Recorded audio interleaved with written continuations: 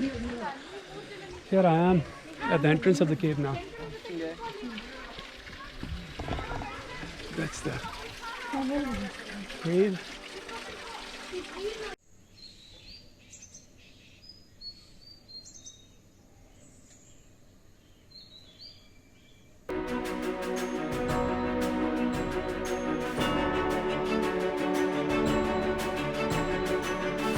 Hello and welcome to my channel. This is your host Akash Kapoor bringing you another video. Well, we are in Gokarna right now, and what I plan to do is divide Gokarna into two parts. One is the beach area and the second one is away from the beach. And in this episode we are going to cover the places away from the beach. I plan to cover Mahabaleshwar temple, Yana Caves and Vibhuti Falls.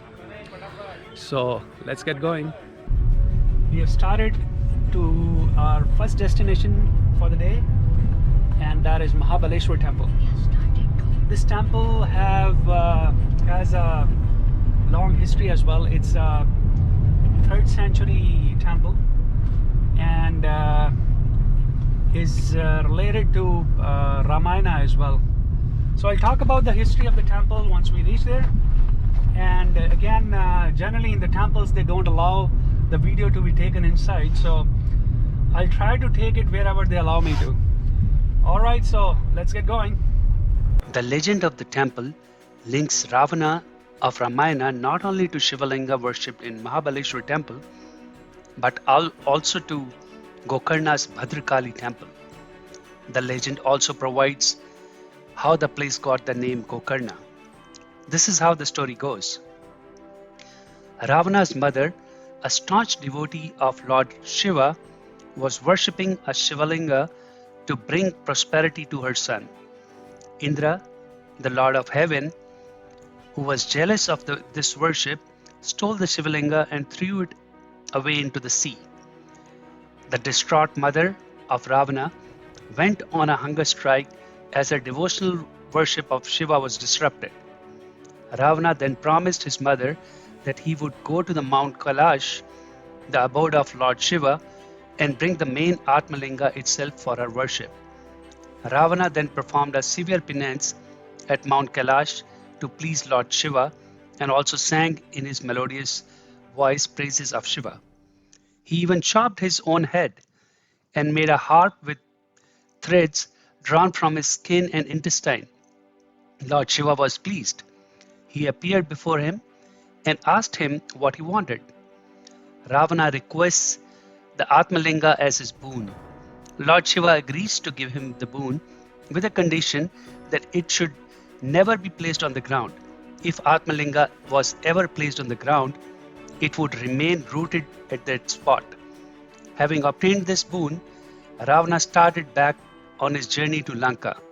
As Ravana was nearing Gokarna, Lord Vishnu blotted out the sun to give the appearance of dusk. Ravana now had to perform his evening rituals, but was worried because with Atmalinga in his hands he would not be able to do it. At this time, Lord Ganesha, in his disguise of a Brahmin boy, accosted him. Ravana requested him to hold the Atmalinga until he performed his rituals and asked him not to place it on the ground. Ganesha struck a deal with him, saying that he would call Ravana thrice, and if Ravana did not return within that time, he would place the Atmalinga on the ground. Ganesha called out thrice rapidly, but Ravana could not come within the specified time. Even before Ravana could return, Lord Ganesha placed the Atmalinga on the ground, tricked Ravana and vanished from the scene with his cows. Ravana then chased the only cow which was going underground. However, he managed to hold off cow's ear as the rest of the cow's body had disappeared below the ground. It is this ear now seen in a petrified form which was given the name Gokarna to the place. The word Gokarna means cow's ear, where in Sanskrit Go means cow and Karna means ear. Then Ravana tried hard to lift the Shivalinga but failed as it was firmly fixed. Ravana had even fainted. Thereafter, he gave the name Mahabaleshwar, meaning all powerful, to the Atmalinga. Thus, according to the legend narrated, the place now boasts of three divine entities, namely Gokarna, the cow's ear, the Atmalinga or Shivalinga, that is worshipped in Mahabaleshwar, and goddess Bhadrakali, which are all now divine places of worship integral to Gokarna. As is the case with most of the temples, one cannot take the camera inside in this temple too. So I would not be able to show you the inside view of the temple. Moreover, if you are coming this side, you have to wear a lungi. You cannot be going in a jeans or a pant or a shorts. That's not permitted in this temple. The temple faces the beach. The beach is Gokarna beach. People take a dip in this water, cleanse themselves before actually going to the temple. Let me take you to the beach facing the temple. This temple is very near to the sea. Let me show you this place. It's a beach. Arabian Sea here. The view is really nice. Very nice view. The water looks so good too. After spending some time at Mahabaleshwar temple, we started our journey to Yana Caves, which was our next destination. The route was through the hills, and it took us around 1 hour to reach Yana Caves.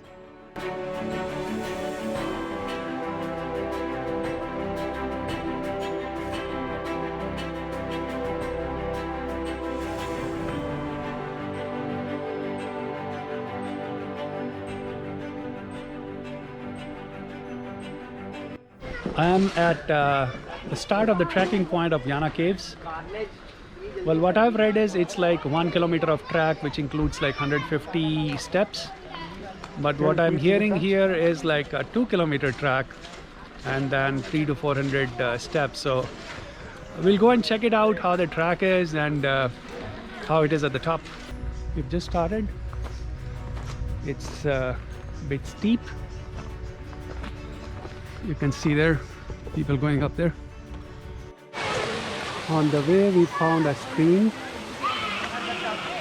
and one has to cross it.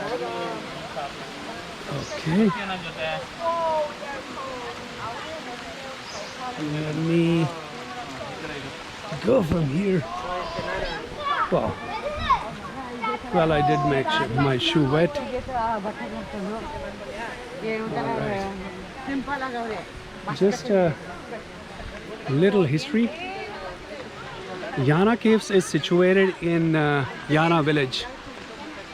And Yana village is one of the wettest villages in the world. Yana is also the cleanest village in Karnataka and the second cleanest in India after one village in Meghalaya, which has been voted as the cleanest village in Asia. So we may not be going to the village though, but to the cave.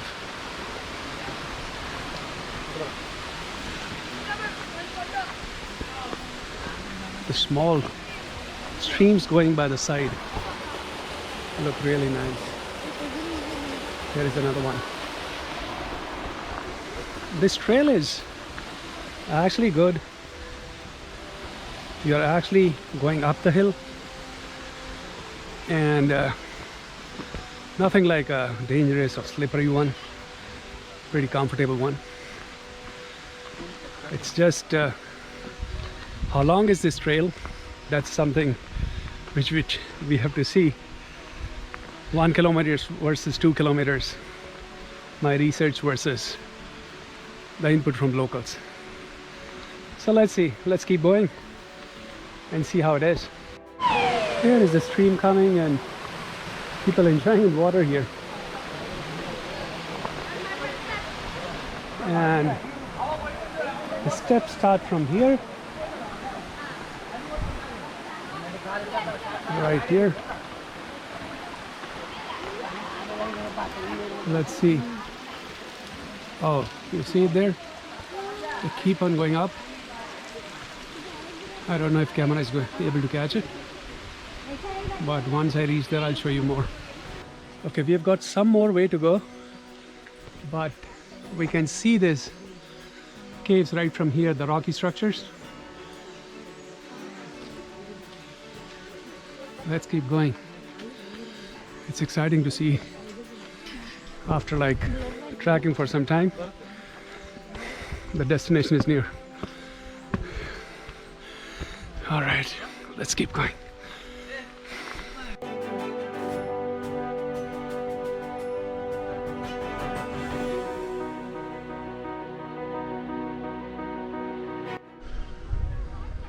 Here is the second rock structure.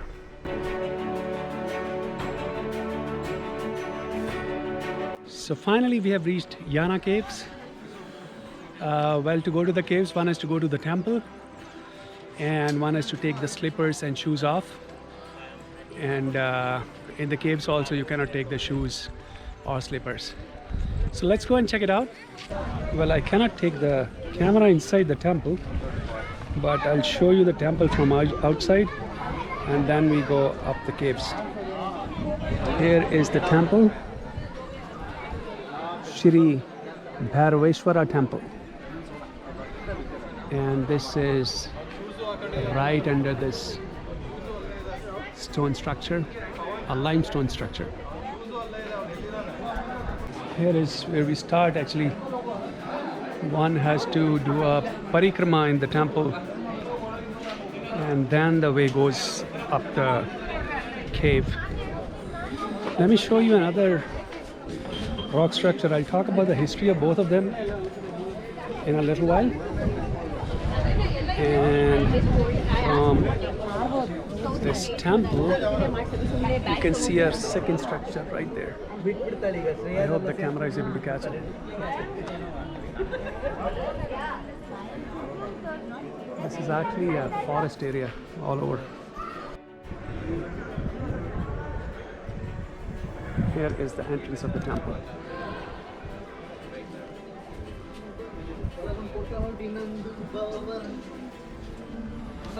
Bhairaveshwara temple. Okay, after doing the temple, I'm out and going to climb some more steps here.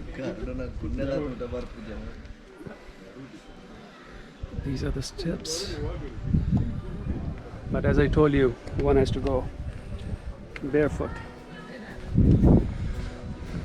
All right,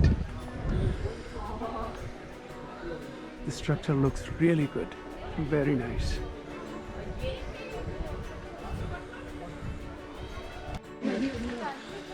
Here I am at the entrance of the cave now. That's the cave. All right. This place has mythological history attached to it.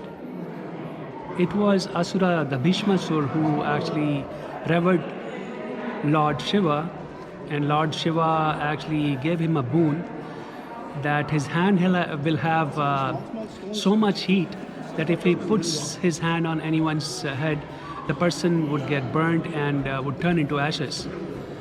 Now, this guy, the Bhishmasur, later on wanted to put his hand on Shiva itself. So Shiva actually went to Vishnu to help him, to ask for help. And Vishnu actually came in as a dancer named Mohini, who actually, the Bhishmasur was infatuated by this dancer and went into a dance competition. And Mohini, in one of the dance poses, she actually put her hand on her head, and she wanted Bhishmasur to do the same. And Bhishmasur did the same, and he actually got burnt and turned into ashes. So what they say is these two tall structures, one is Bhairaveshwara Shikhar, and the other one is Mohini Shikhar. The ashes were so strong or had there were so many ashes that this rock structures were formed. These limestone structures are all black in color, and as I mentioned, one we already saw outside, which was Mohini Shikara, and this is Bhairaveshwara Shikara. The narrow passage which we are seeing is the exit to the cave.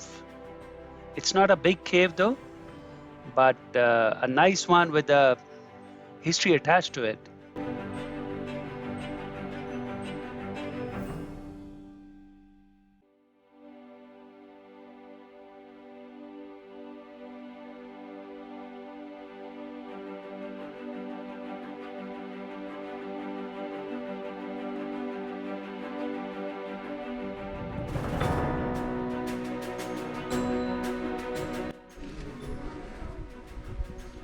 That's the exit.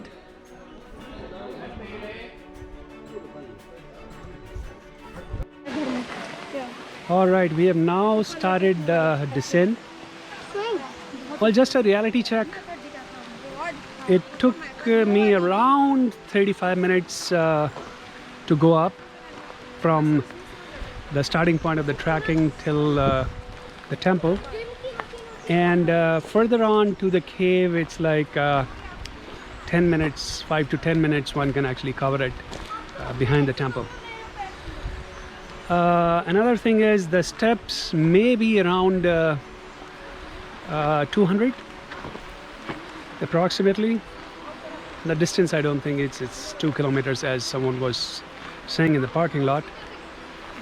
Could be around a kilometer, and 35 minutes with the track, I think that should make it like a kilometer. So that's about Yana Caves, and let's see, once we reach down, how much time do we have to go to our next destination, which was Vibhuti Falls.